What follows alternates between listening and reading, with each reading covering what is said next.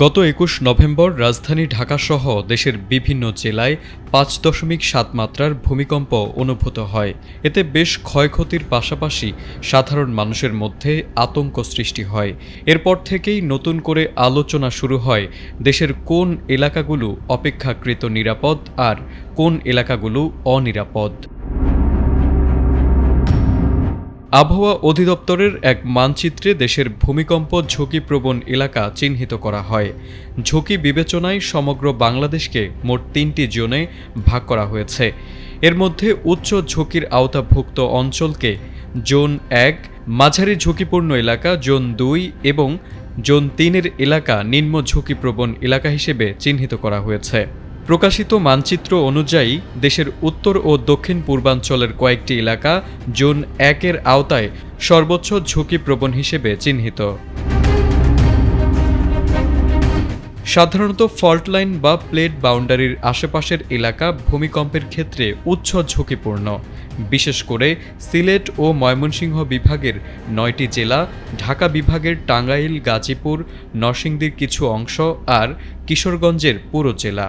সেই সাথে চট্টগ্রাম বিভাগের কুমিল্লা, ব্রাহ্মণবাড়িয়া এবং পার্বত্য জেলা খাগড়াছড়ি ও রাঙ্গামাটির বেশ কিছু এলাকা উচ্চ ঝুঁকিপ্রবণ হিসেবে ধরা হয়েছে।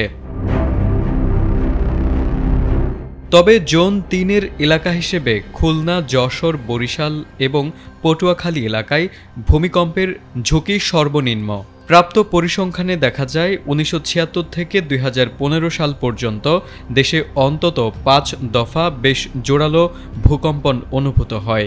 এর প্রায় সবগুলোর উৎপত্তি স্থল ছিল সিলেট, মৌলভীবাজার, রাঙামাটি, বান্দরবন এবং কক্সবাজার এলাকা।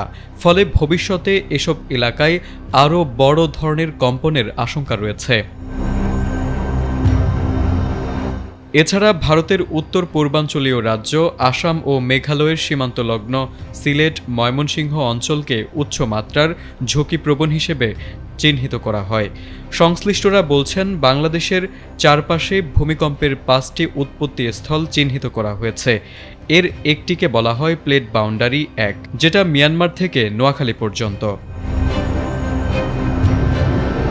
এদিকে রাজধানী উন্নয়ন কর্তৃপক্ষ রাজুকের পরিসংখ্যান অনুযায়ী ঢাকায় প্রায় ২১ লাখের মতো ভবন রয়েছে। এর মধ্যে ১৫ লাখ ভবন দ্বিতল বা এর চেয়ে কম। এগুলোর ক্ষেত্রে ক্ষয়ক্ষতির ঝুঁকি কম, কিন্তু ৪ থেকে ৩০ তলা পর্যন্ত বাকি ৬ লাখ ভবন উচ্চ ঝুঁকিতে রয়েছে। ভূমিকম্পের সময় এগুলো ধসে পড়লে ব্যাপক প্রাণহানির আশঙ্কা রয়েছে। এজন্য সংস্কারের মাধ্যমে ঝুঁকিপূর্ণ ভবনগুলো ভূমিকম্প সহনশীল করে তোলার কথা বলা হয়েছে। তারেক আজিজ, এটিএন বাংলা।